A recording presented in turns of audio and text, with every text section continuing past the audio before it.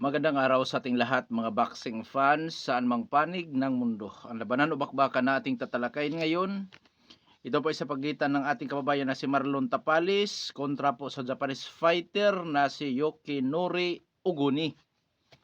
Ang alam fight schedule po ay sa April 3, 2026 naganapin sa Korakuen Hall, Tokyo, Japan. Sa labanan na ito tayo po ay maghahayag ng sarili nating fight prediction, comparison at analysis na kung saan doon pa po lamang sa ating gagawing comparison detalyado na inyong malalaman kung saan nga ba naging yamado, saan naging dihado itong mga maglalaban. Inaanyayahan ko rin po kayo na panoorin ang buong video bilang karagdagang kaalaman para sa atin na mga boxing fans. At marami rin po kayong makukuhang mga basihan na posibleng makapagbibigay ng influensya sa inyong magiging desisyon dito po sa dalawang maglalaban. Bagamat ang Dong Sports PH ay naghahayag din po ng prediksyon mga idols, nasa inyo pa rin po ang huling desisyon. Bago natin to simulan, para po sa mga boxing fans na bago po lamang napadpad dito sa ating munting channel, inanyayahan ko po kayo na sana suportahan po niyo sa pamamagitan po ng pag-subscribe, like, and share. At para po sa mga boxing fans na walang sawa na sumuporta o sumubaybay dito sa ating munting channel, taos puso po ako nagpapasalamat sa inyong lahat. Wala po Dong Sports PH kung wala rin po kayo mga idols. So simulan na natin itong ating talakayan. Alamin muna natin ang mga background dito sa magkabilang panig. Unahin natin sa panig nitong si Yokinori Oguni. Bilang isang professional boxer, may impresibong kartada naman ito. 23 wins with 9 wins coming by way of knockout. May 4 na talo at 3 tabla. Sa kanyang 4 na pagkatalo, mga idols, puro knockout ang kanyang sinapit. Sa ngayon, may edad dito na 37 anyos at ang height 5 foot and 7.5 inches na may reach na 69.5 inches. Orthodox ang stance na may knockout ratio 39.13%. Last fight, October 1, 2025, nakasagupan niya si Tatchana Luangfon. Panalo ba yun na mas decision itong si Yokinori Oguni. Eksperyensya nitong si Yokinori Oguni. Nag-world champion ito sa IBF noong 2016. Ngunit nakuha ni Ryosuke Iwasa noong 2017. Talo siya mga idol by 6 round technical knockout. Mga nakasagupa ni Yokinori Oguni, bukod kay Ryosuke Iwasa, mga idol, nakasagupa niya si Pilipos Ngitombua, General Casimiro nating kababayan. Skills, boxer puncher po, which is malimit po sa Asian boxer ang galawan na kung saan tatawagin nating boxer puncher. Pressure, defensive, roller, counter puncher style, timing, makamay din ito si Oguni mga idol. Sa depensa average. Durability, ang mayroon na lang sa kanya ay ang determinasyon po mga idol. Na kung saan matalo siya ngayon, kinabukas sa sunod na laban, makabawi ulit, ganon. So sa panig ni Marlon Tapales, bilang sa professional boxer, may impresibong kartada naman itong ating kababayan. 41 wins with 22 wins coming by way of knockout. May 4 na talo din at wala pang natalang tabla sa kanyang 4 na pagkatalo. 3 beses na knockout si Tapales mga idol sa kanyang 4 na pagkatalo. So may edad na 34 anyos itong ating kababayan at ang height nito ay 5 foot and 4 inches na may reach na 65 inches. South po ang stance na may knockout ratio 53.66%. Last fight, October 29, 2025, Fernando Turo, panalo by 6 round knockout si Marlon Tapales. Eksperyensya nitong si Marlon Tapales, ito po ay dating 2 Division World Champion. Nag-World Champion sa WBO sa Bantamweight at nag-Unified World Champion sa Super Bantamweight na kung saan nakipag-unification title bout siya. Road for Undisputed kontra Inoue na kung saan natalo naman itong si Marlon Tapales by 10th round knockout. Mga nakasagupa ni Marlon Tapales bukod kay Naoya Inoue, si Ryosuke Iwasa at maraming iba pa. Okay, skills ni Marlon Tapales, boxer puncher din po. Pressure, defensive, roller, counter puncher style. Timing lang din sa pagbato ng suntok. Si Marlon Tapales, pagdating sa depensa, lagpas average naman ang depensa nitong si Marlon Tapales. Durability, ang mayroon na lang kay Tapales po ay ang katulad kay Yokinori Oguni, yung tinatawag nating matindi ang determinasyon na kung saan man-knockout sa laban, makabangon, makabawi. Pagka nag-comeback fight, may panalo at laban, ganun. Hindi na bago para sa kanyang matalo, mga idol. puntusan or knockoutan itong si Marlon Tapales. So ngayon dadako na tayo sa ating gagawin na comparison na kung saan ito po ay detalyado na dapat ninyong subaybayang maigi at i-analisa na rin po mga idols. Okay. Ang bakbakan ay gaganapin sa bansang Japan. Ibig sabihin, advantage ng Japanese fighter kung ang laban maway sa scorecard.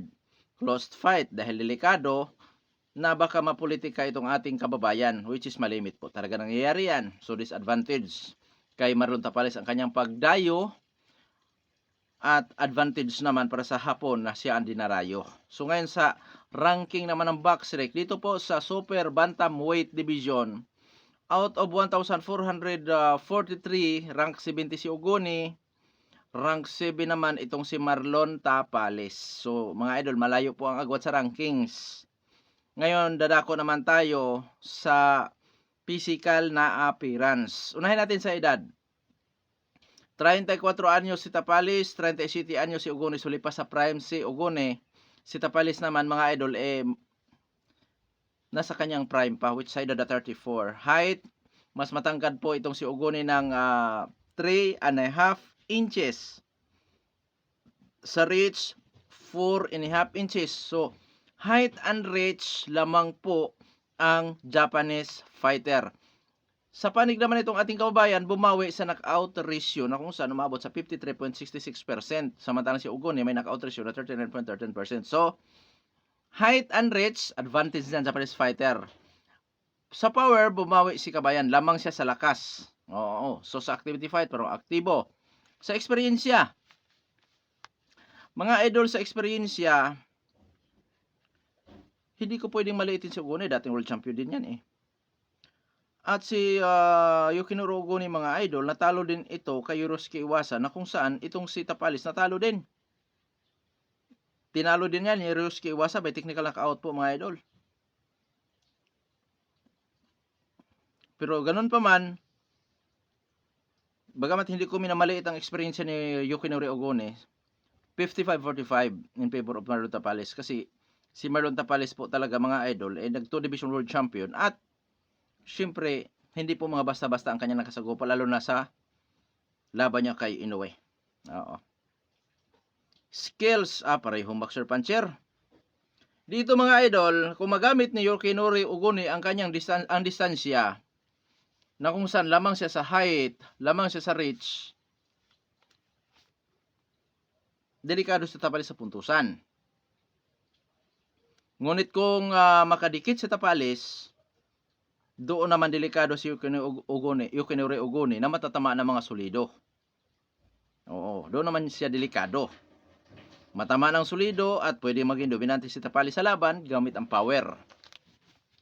Oo. So dito, mga idol, 60-40 in favor of Marlon Tapales. Oo. 60-40. Kasi maraming disadvantage si Yukinori Ogoni. Lipas sa prime, malayong agwat sa rankings. Bagamat lamang sa height and reach, itong si Yukinori Ogoni, bumawi si Tapales naman sa power. Sa eksperyensya, may kalamangan din si Marlon Tapales. Sa skills, combination sa power, pwedeng magiging dominante din si Tapales. So, mga idol, 60-40 ito para sa Dong Sports PH. Prediction sa laban, Tapales may technical knockout. 1-8.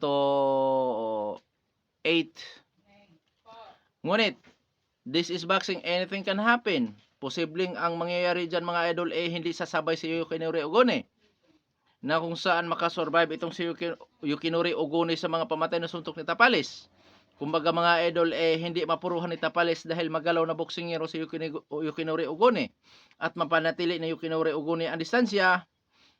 Pabor pa rin ako kay Marlon Tapales na mananalo by decision. Pero ang problema dyan, kailangan ni Tapales, mga idol, ang magtrabaho ng gusto kasi nga siya po ay dayo dito. At kailangan niyang makadikit talaga dito sa Japanese fighter para makapagpatama ng mga solido. Kasi nga, kung hindi siya makadikit, makamay din po itong Japanese fighter na kung saan ang tanging pag-asa ng Japanese fighter dito, mga idol, ay ang maka-upset sa pamamagitan po ng puntusan.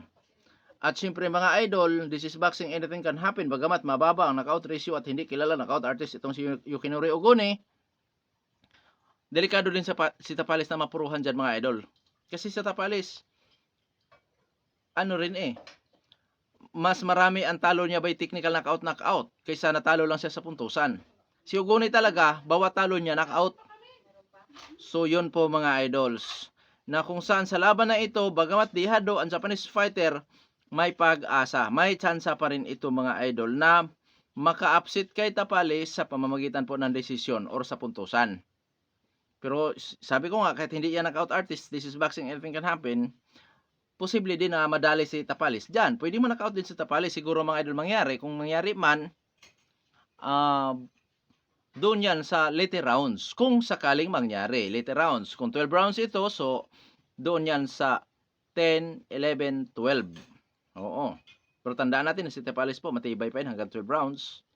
So, delikado din si Ugone sa later rounds. Parehong may laban yan sa pangmatagalang laban. Dahil sanay pareho itong dalawa sa pangmatagalang laban din po mga idols. Oo. Pero kay Tapalis, yun nga, 1-8 ang sinasabi ko. Kasi nga, yung lakas ni Tapalis at yung estilo ni Tapalis, once na makadikit yan, may kalalagyan talaga si Ugone. Oo. Pero ito mga idol, kung ang gagawin naman ni Ugone ay ang distansya, medyo mahihirapan si Tapalis ng kaunti dyan mga idols. Oo.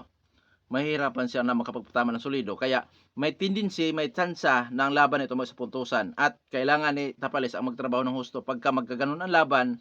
Kasi nga po, dayo siya. Hindi porket yamado siya sa papel, yamado siya sa rankings, bata siya, pero wag talagang magpakakampante. In short, itong si Marlon Tapalis. Kasi nga, posible magiging delikado, pwede siyang masilat talaga dito sa laban din na ito mga idols. Nakadepende na yan sa gagawin ng Japanese fighter. Naalala nyo si Casimero kontra Kamida. Kung magganon ang style ni Ugone, hindi sasabay, pupuntusan lang. Yun, mahirap, pwede nga, may makapagbibigay pahirap ito kay Tapalis. Pagka ang gagawin ni Yukinori Ugone ay gusto lang manalo sa puntusan. Kumbaga, hindi sasabayan si Tapalis. Kaya matindi ito mga idol. Kaya huwag magpakakampante si Kabayan dito. Kasi sa pagkakalam ko, nasa top ranking pa rin ito si Tapalis sa boxing scene. Oo, sa 4 major title belts.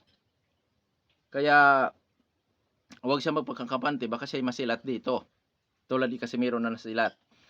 Oo. So, sa laban na ito, pabor ako kay Tapalis mga idols. Oo. So, abangan natin, magandang laban din po ito. At yun nga, April 3 na po yan. 1 na tayo ngayon. So, suportahan natin itong si Tapalis. At kung suportado natin si Donaire, si Casimero, siyempre, suportahan din natin itong si Marlon Tapalis na ating kababayan. Hanggang dito na lamang ito po Andong Sports PH. God bless po sa ating lahat.